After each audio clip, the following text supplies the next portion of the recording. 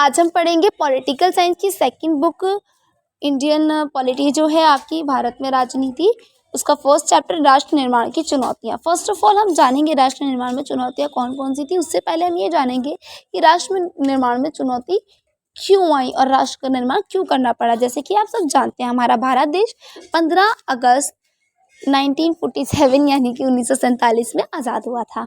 भारत के नए viceroy Lord Mountbatten ने 3 जून 1947 को भारत विभाजन की घोषणा कर दी और 15 अगस्त 1947 को बट गया है। 15 अगस्त को नहीं, 14 अगस्त की मध्य रात्रि को बटा था, जो कि 15 अगस्त में लगी गई थी। ठीक है। और पाकिस्तान और भारत दो स्वतंत्र अधिराज्यों के रूप में विभाजित हुआ। 15 अगस्त 1947 को भारत को प्रथम प्रधानमंत्री जो थे वो चुने गए। कौन थे? जवाहरलाल नेहरू। द्विराष्ट्र सिद्धांत 1940 में मुस्लिम लीग के लाहौर अधिवेशन में मोहम्मद अली जिन्ना ने अपनी भाषा में कहा कि हिंदू और मुस्लिम दो ऐसे भिन्न सभ्यता के लोग हैं जो परस्पर विरोधी विचारधारा और पर आधारित हैं। यानी कि मोहम्मद अली जिन्ना जो थे वो द्विराष्ट्र सिद्धांत के जनक माने जाते हैं। उन्होंने कहा था 1940 के अंदर, ये मुस्लिम लीग के अध्यक्ष भी थे। इन्होंने कहा कि जो हिंदू और मुस्लिम है परस्पर दोनों अलग अलग विचारधारा हैं जिनकी आपस में कभी नहीं बन सकती, तो शायद हमें अलग अलग करने की आवश्यकता है। वो भी किसकी वजह से? अंग्रेज़ों की वजह से, जो कि अंग्रेज़ हम पर फूट डाल के गए थे, सिर्फ उसी वजह से। राष्ट्र निर्माण के समय फिर चुनौतियाँ आई। अब हुआ क्या? इसके बाद 14 अगस्त की मध्य रात्रि को एक घोषणा हुई। ट्रस्ट विद द डेस्टिनी नामक एक भाषण दिया इसने जवाहरलाल नेहरू ने, जिसके अंदर बताया कि पाकिस्तान एक अधिराज्य अलग है और हिंदुस्तान एक अलग है। पाकिस्तान में सभी मुसलमान चले गए। ठीक है। राष्ट्र निर्माण के समय चुनौतियाँ क्या क्या आई? एकता की समस्या आई कि एकता कैसे लाएंगे हम। लोकतंत्र की समस्या आई कि लोकतंत्र को कैसे स्थापित करेंगे। विकास की समस्या हमारे सामने सबसे बड़ी समस्या थी।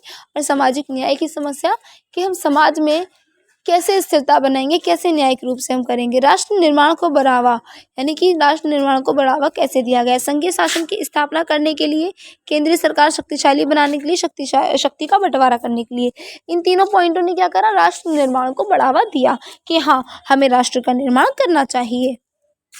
नेक्स्ट, विभाजन। अब 14 अगस्त 1947 को मध्य रात्रि को नेहरू ने संविधान सभा के लोगों के सामने एक भाषण दिया जिसका नाम था ट्रस्ट विद डेस्टिनी, यानी कि भाग्यवधु से चिर प्रतीक्षित भेंट। ठीक है। इसमें इन्होंने घोषणा की कि अब पाकिस्तान एक अलग अधिराज्य है, जैसे कि मैंने आपको पहले भी बताया। विभाजन के परिणाम क्या हुए? भाई जाहिर सी बात है, जब विभाजन हो गया तो आपस में विरोधी विचारधारा है। अब आके गले तो मिलेगी नहीं कि भाई तू भी छिड़ गया मेरे से, है ना। दंगे ही हुए और क्या होगा। सांप्रदायिक दंगे स्टार्ट हो गए। कम्युनिटी जो थी उनमें दंगे स्टार्ट हो गए और सीमा शरणार्थियों की समस्या स्टार्ट हो गई। अब सीमा पे जो लोग बैठे थे वो बेचारे इधर जाएं या उधर जाएं, उनको कुछ समझ नहीं आ रहा था, क्योंकि उस टाइम की कंडीशन ऐसी थी कि लोगों के दिमाग जल गए थे। भाई जाहिर बात है, जब दंगे हो रहे हैं कौन सा कोई खुश होगा, है ना। तो बिल्कुल वो घबरा चुके थे कि भाई कहाँ जाना है अब हमें समझ नहीं आ रहा। तो कुछ लोग पाकिस्तान में हिंदू भी चले गए थे, दैट्स वाई कुछ लोग हिंदुस्तान में मुसलमान भी रह गए थे। और अब वो पीढ़ी दर पीढ़ी चलते चले गए और वो गए भी नहीं फिर। और भाई जाए भी कैसे? क्यों? क्योंकि वो तो अब उनका राष्ट्र है ना। पूर्व व पश्चिमों की समस्या, यानी कि पूर्व पश्चिम पाकिस्तान। अब एक और चीज़ हुई थी बहुत इंपॉर्टेंट। देखो, ये जो हमारा इंडिया है इसके बराबर में पाकिस्तान दिया गया, पर पाकिस्तान को क्या एक ही ज़मीन दी गई? नहीं, इन लोगों ने एक गलती कर दी कि पाकिस्तान को यहाँ दो, ये भी पाकिस्तान और ये भी पाकिस्तान, और ये है हमारा इंडिया। ओके। जो अब की बांग्लादेश है, अब वाला बांग्लादेश है 1971 के युद्ध के बाद। ठीक है। जो कि भारत ने इस पाकिस्तान से बांग्लादेश की तरफ से लड़ा था। अब पूर्वी और पश्चिम पाकिस्तान इनको दे दिया गया, जिसके कारण क्या हुआ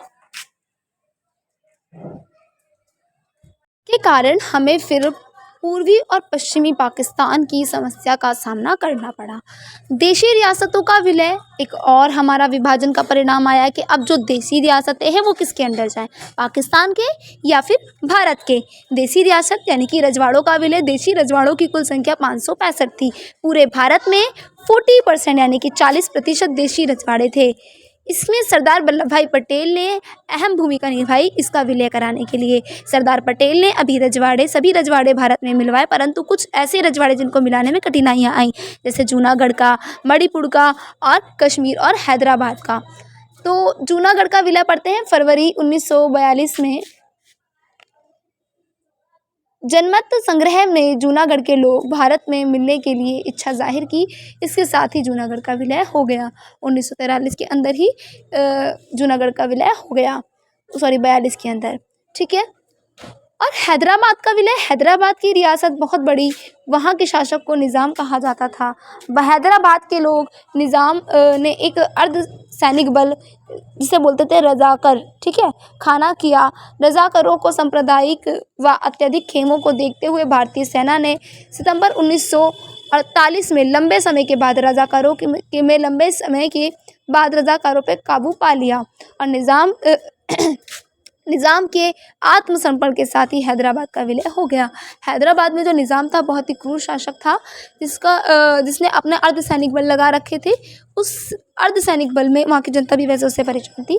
भारत की जो सेना थी उसने 1948 में उससे विजय पा ली और अब हैदराबाद का विलय भारत में हुआ। मणिपुर का विलय जो था, मणिपुर के राजा बोधचंद्र ने जनवरी 1947 में कुछ दिन पहले ही विलय पत्र पर हस्ताक्षर दिए। राज्य के लोग चाहते थे कि मणिपुर में विधानसभा का गठन किया जाए। जून 1948 में विधानसभा अस्तित्व में आई। इस प्रकार मणिपुर में राजतंत्र की संवैधानिक राजतंत्र का रूप धारण किया। मणिपुर पहला ऐसा राज्य बना जहां सार्वभौमिक मतदान के आधार पर मतदान हुआ। भारत में विलय को लेकर मणिपुर में विधानसभा के मतभेद होता रहा और मणिपुर का कांग्रेस विलय पक्ष में भी, जबकि अन्य पार्टियों विरोध में थी। भारत सरकार के दबाव में महाराजा ने भारतीय विलय पत्र पर हस्ताक्षर किया।